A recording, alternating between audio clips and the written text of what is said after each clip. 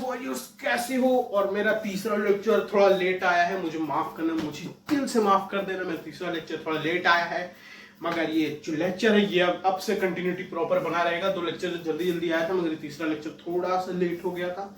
I am so sorry. तो इसीलिए अभी अब से लेक्चर सारा कंटिन्यू होगा बिना किसी दिक्कत के। तो हम लोग पिछले लेक्चर तक हम लोग क्या पढ़ लिए थे? हम लोग पिछले लेक्चर तक प्रॉपरली पढ़ लिए थे what is transportation in human and plants. ठीक है, ये हम लोग का खत्म हो चुका था। तो अब हम लोग क्या पढ़ेंगे? एक्सक्रीशन। देखो, इजेशन हम लोग पढ़ लिए थे कि फूड जो हम लोग खाते हैं फिर वो पचता है, ऑब्जॉर्ब होता है, उससे सारा न्यूट्रिशन और वाटर जितना भी है वो एब्जॉर्ब हो के खून में मिल जाता है। जितना भी मतलब जो भी चीज टूटता है सब अब्जॉर्ब हो जाता है, भले वो अच्छा हो खराब हो, जो भी चीज वो अब्जॉर्ब हो जाता है। ठीक है, फिर जैसे ही वो सब चीज अब्जॉर्ब हो जाता है तो फिर वो सीधे जाता है, फिर जो अब्जॉर्ब हो जाएगा तो फिर वो जो वाटर और वेस्ट हो जाएगा लार्ज इंटेस्टाइन में वाटर एब्जॉर्ब हो जाता है। वाटर एब्जॉर्ब जैसे ही हो जाएगा तो फिर वो रेक्टम में जाके एनस से निकल जाएगा। ठीक है, अब देखो, अब जब ब्लड में वाटर न्यूट्रिएंट सब आ गया है तो अब इसको फिल्टर भी करना होगा ना, कि उसमें बहुत सारा चीज होता है जैसे पोटेशियम, सोडियम, जितना भी चीज होता है सबको कुछ कुछ को अलग भी करना होता है कि जिससे को जो चीज एकदम प्रॉपरली यूनिफाई कर सके। जिसमें बहुत सारा वाटर में वेस्ट मटेरियल्स भी होता है जिसको नाइट्रोजीनियस वेस्ट कहते हैं, उसको अलग करके उसको यूरिन बनाना होता है जिससे हम लोग बॉडी से अलग कर सके। तो एक होता है इजेशन जिससे सॉलिड वेस्ट मटेरियल हम लोग का निकल जाए, और जो हम लोग का लिक्विड मतलब वॉशरूम मतलब जिससे यूरिन के हेल्प से जो जितना भी हम लोग का वेस्ट पार्टिकल निकले उसको एक्सक्रीशन कहते हैं। ठीक है, एक्सक्रीशन क्या है? Excretion is a biological process of removing harmful metabolic waste like urea and uric acid from the body। ठीक है, यूरिया या यूरिक एसिड जैसे हार्मफुल, ठीक है, हार्मफुल मेटाबॉलिक वेस्ट को बॉडी से रिमूव करना। समझ में? एक्सक्रीशन मतलब हम यूरिया और यूरिक एसिड जैसे हार्मफुल मॉलिक्यूल्स को माने मेटाबॉलिक वेस्ट को बॉडी से क्या बोलना, रिमूव करना। ठीक है, अब देखो ये जो एक्सक्रीशन है ना, एक्सक्रीशन का पार्ट्स क्या है कि कैसे कैसे पार्ट्स में बटा हुआ है एक्सक्रीशन पूरा ह्यूमन का। तो पूरा पार्ट्स में बटा हुआ है। इस पूरे एक्सक्रीशन में आता है दो पार्ट। पहले आता है दो किडनी, दो आता है यूरेथर्स, एक आता है यूरिनरी ब्लैडर और एक आता है यूरेथ्रा। ठीक है, किडनी क्या होता है? किडनी क्या करता है? किडनी यहां देखो, it filters nitrogenous waste from blood to form urine। ठीक है, समझ में क्या करता है?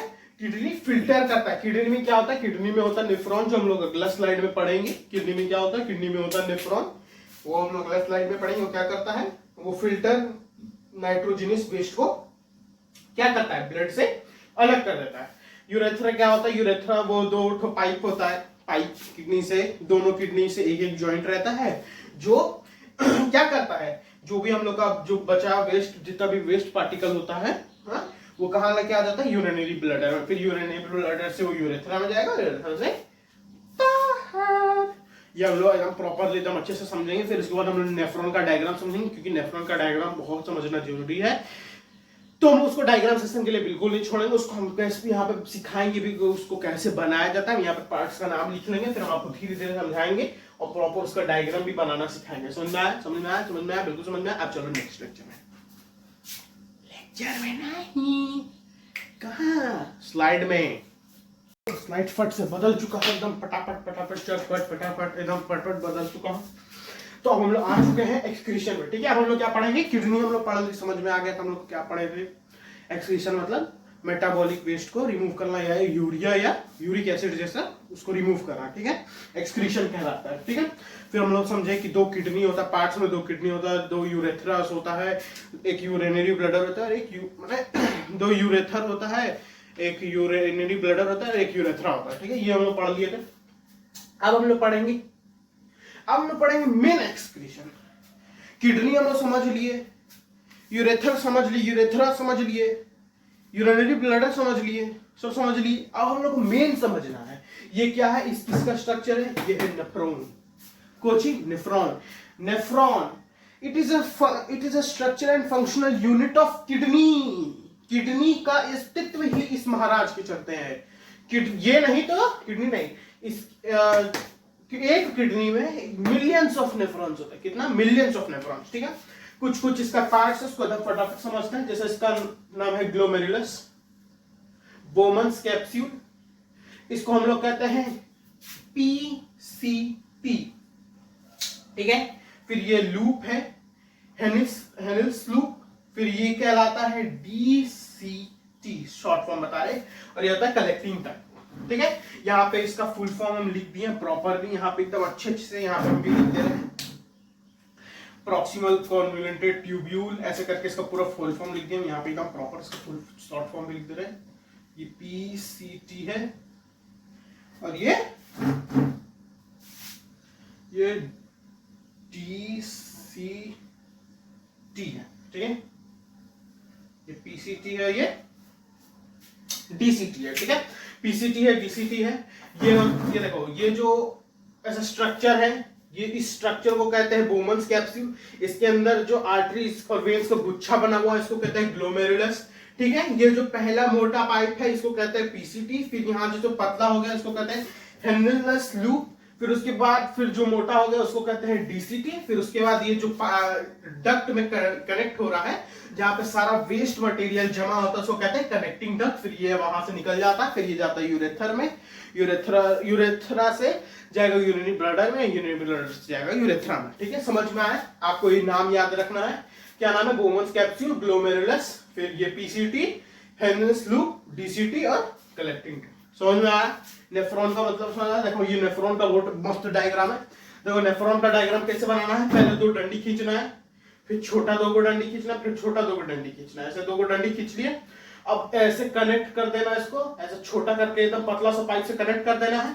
ठीक है, एक यहाँ पे सी जैसा बनाना है, सी जैसा स्ट्रक्चर उसको, और फिर उसको ऐसे लाइट के पाइप यहाँ से कनेक्ट कर देना है, और फिर ये वाला पाइप को यहाँ से कनेक्ट कर देना, ऐसे ऐसे स्ट्रक्चर बना देना है, और यहाँ से एरो दिखा देना है, और यहाँ पे बहुत सारे गुच्छा बना के दो ठो ऐसे निकाल देना है, जो आर्टरी वेन्स दिखा देना। समझ में आया? ये बहुत आसान है बनाना, एकदम जैसे एनसीईआरटी में पूरा होच पोच करके दिखाया है, मगर हम इसको प्रॉपरली बहुत अच्छे से सुंदर से इसको दिखा दिए बना के। यहाँ से तुम लोग देख के बना लो, एकदम मस्त रहेगा। ठीक है, अब हम लोग चलते, शायद से अब हम लोग का शायद से ह्यूमन खत्म हो गया है, ह्यूमन एक्सक्रीशन खत्म हो गया है। अब हम लोग चलेंगे प्लांट में। नेक्स्ट स्लाइड आ चुके हैं एकदम नेक्स्ट स्लाइड में। अब आपको एक बात बताना चाहता हूँ, जैसे होता है ना कि बहुत लोग करवाता है डायलिसिस, उसको ऐसा आर्टिफिशियल किडनी बताया गया है। आप पढ़िएगा इसमें एनसीईआरटी में, तो उसमें लिखा हुआ है कि dialysis is also known as artificial kidney. ये बात याद रखेगा। अब हम लोग चलते हैं एक्सक्रीशन इन प्लांट में। तो एक्सक्रीशन इन प्लांट में बहुत सारा चीज होता है। जैसे एक्सक्रीशन इन प्लांट में क्या लिखा हुआ है, देखिए, पहला तो ट्रांसपीरेशन, एक्सिस वाटर कम निकलना, स्टोमाटा का खुलना, पढ़ाए थे। दूसरा लिख लीजिए ऑक्सीजन का, सुबह सुबह बताते थे ना कि तो सुबह के टाइम पे वो लोग ऑक्सीजन जो एक्सिस होता है वो लोग छोड़ देता है, उसका हम रीजन भी समझाए थे पहला लेक्चर में। और दूसरा रेजिन गम, जैसा चीज को, मतलब जैसे नहीं होता है हम लोग रेजिन गम निकलता है रबर ट्री से, तो सब क्या है, वो सब भी एक वेस्ट प्रोडक्ट है। और लीफ का टूट की गिरना भी वो एक तरह से वेस्ट प्रोडक्ट है, उसके अंदर भी वेस्ट प्रोडक्ट जमा होता है। तो ऐसे ही ये सब जितना भी है ये एक्सक्रीशन प्लांट में आ जाएगा। ट्रांसपिरेशन वाटर का, O2 और रेजिन गम, ये सब हो गया एक्सक्रीशन इन प्लांट। और इसी तरीके से हम लोग का हो चुका है ये वाला पूरा लाइफ प्रोसेस चैप्टर खत्म। इसका हम से पूरा कंबाइन वीडियो डाल देंगे, इसको पूरा चारों लेक्चर को कंबाइन करके एक वीडियो डाल देंगे। वो नहीं, अलग अलग नहीं देखना, तो वो पूरा एक साथ देख लीजिएगा। और इसी के साथ हम लोग का हो चुका है पूरा चैप्टर खत्म, और अगला लेक्चर आएगा डायग्राम पे। बाय।